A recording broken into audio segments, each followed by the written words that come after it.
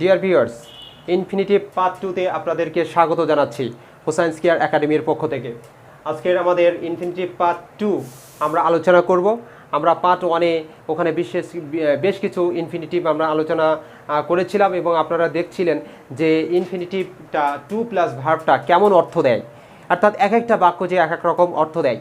তো আপনারা যারা পার্ট 1 দেখেন নাই তারা অবশ্যই পার্ট 1টা দেখে আসবেন, এতে করে আপনার উপকৃত হবেন। তো আসেন, আজকে আমি ইনফিনিটিভ আর এর বাক্য নিয়ে আরও কিছু বাক্য নিয়ে আমি আপনাদের সামনে তুলে ধরব।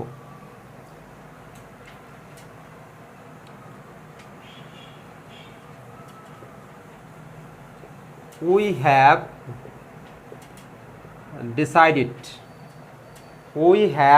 ডিসাইডেড মানে কি, আমরা সিদ্ধান্ত নিয়েছি। টু বাই দ্য বুক, আমরা বইটা কেনার সিদ্ধান্ত নিয়েছি। এই টু বাই এটাই হচ্ছে আমাদের ইনফিনিটিভ। গত ক্লাসে আমরা দেখেছিলাম যে 2+ ভার্ব সেটা হচ্ছে ইনফিনিটিভ। তাহলে এই বাক্যে ইনফিনিটিভের অর্থটা কি দিচ্ছে এটা আমাদের একটু খেয়াল করে দেখতে হবে। উই হ্যাভ ডিসাইডেড মানে আমরা সিদ্ধান্ত নিয়েছি। টু বাই দ্য বুক, বইটা কেনার, আমরা বইটা কেনার সিদ্ধান্ত নিয়েছি। অর্থাৎ এখানে ইনফিনিটিভের অর্থ দিচ্ছে কেনার। ওকে ডিয়ার ভিউয়ার্স, তাহলে এর ফুল অর্থ হচ্ছে আমরা, এই সেন্টেন্সটার ফুল অর্থ আমরা বইটা কেনার সিদ্ধান্ত নিয়েছি। ওকে, আমরা আরেকটা বাক্য দেখব। এখান থেকে আমরা আরেকটা বাক্য দেখি। আমরা পার্কটিতে বেড়ানোর পরিকল্পনা করেছি। তাহলে আমরা পরিকল্পনা করেছি, কি হবে? উই হ্যাভ প্ল্যান্ড, আমরা পরিকল্পনা করেছি। টু ভিজিট দ্য পার্ক, আমরা পার্কটিতে বেড়ানোর পরিকল্পনা করেছি। তাহলে টু ভিজিট এটা হচ্ছে ইনফিনিটিভ আমাদের। টু ভিজিট ইনফিনিটিভ, অর্থাৎ বেড়ানোর বা ভ্রমণের এই ধরনের অর্থ এখানে দিবে। আমরা পার্কটিতে বেড়ানোর পরিকল্পনা করেছি, তাহলে এখানে লেখা যায় বেড়ানোর পরিকল্পনা করেছি। ওকে ডিয়ার ভিউয়ার্স, আমরা আরেকটা বাক্য যদি দেখি, আমরা গরিবদের সাহায্য করার সিদ্ধান্ত নিয়েছি। এরকম যদি বলি, তাহলে আমরা সিদ্ধান্ত নিয়েছি। উই হ্যাভ ডিসাইডেড, আমরা সিদ্ধান্ত নিয়েছি। টু হেল্প দ্য পোর, আমরা গরিবদের সাহায্য করার, টু হেল্প মানে সাহায্য করার সিদ্ধান্ত নিয়েছি। উই হ্যাভ ডিসাইডেড, তাহলে টু হেল্প মানে কি এখানে ডিয়ার ভিউয়ার্স? সাহায্য করার। ওকে, আপনারা দেখলেন এখানে হচ্ছে টু হেল্প মানে হচ্ছে সাহায্য করার। আমরা গরিবদের সাহায্য করার সিদ্ধান্ত নিয়েছি। ওকে, আশা করছি আপনারা ইনফিনিটিভের অর্থগুলো ধরতে পারছেন, ক্যাচ করতে পারছেন। ওকে ডিয়ার ভিউয়ার্স, আরেকটা বাক্য আমরা দেখব।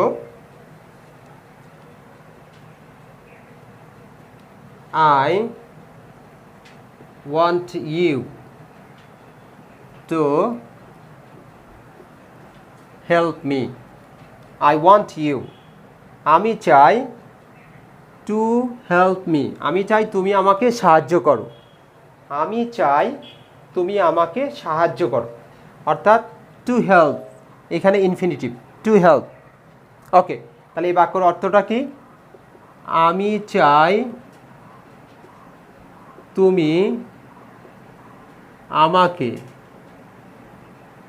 আমাকে সাহায্য করো। ওকে, তাহলে এই ধরনের বাক্য যদি আমি আপনাকে বলি, তাহলে নিশ্চয়ই আপনি অবশ্যই এটা ট্রান্সলেশন করে দেখাতে পারবেন যে আমি চাই তুমি ইংরেজি শেখো। তাহলে কি হবে? আমি চাই, আই ওয়ান্ট ইউ, আমি চাই তুমি ইংরেজি শেখো। I want you to learn English, আমি চাই তুমি ইংরেজি শেখো। ওকে, আমি চাই তুমি ইংরেজিতে কথা বলো, কি হবে? I want you to speak English, to speak English. আমি চাই তুমি ইংরেজিতে কথা বলো, টু স্পিক কথা বলো, হ্যাঁ, টু লার্ন শেখো, টু হেল্প সাহায্য করো। অর্থাৎ আশা করছি আপনারা এই বাক্যগুলো, ইনফিনিটিভের এই যে বাক্যগুলো আপনারা বুঝতে পারছেন এবং এইভাবেই ধরে ধরে আপনারা প্র্যাকটিস করবেন, তাহলে প্র্যাকটিস করার মাধ্যমে আপনার ইনফিনিটিভগুলো ক্লিয়ার হয়ে যাবে। তো আসেন আমি আরও একটা বাক্য আমি আপনাদেরকে দেখাবো, চমৎকার একটা বাক্য।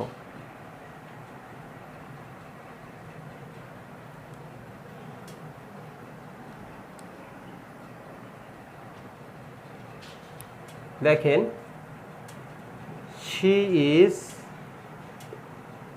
too weak to walk। এই বাক্যটার অর্থ কি? এই সেন্টেন্সটার অর্থ কি? he is too weak, তার মানে হচ্ছে সে খুবই দুর্বল। he is too weak to walk, সে এতই দুর্বল হাঁটতে পারে না। রাইট, হাঁটতে পারে না। এইখানে একটা নেগেটিভ অর্থ দিচ্ছে এই বাক্যটিতে। she is too weak, সে এতই দুর্বল হাঁটতে পারে না। she is too weak, সে এতই দুর্বল।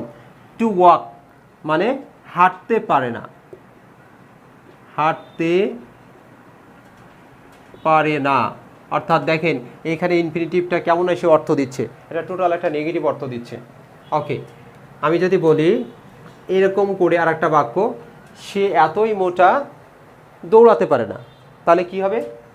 সে এতই মোটা, she is too fat, she is too fat to run, to run মানে দৌড়াতে পারে না।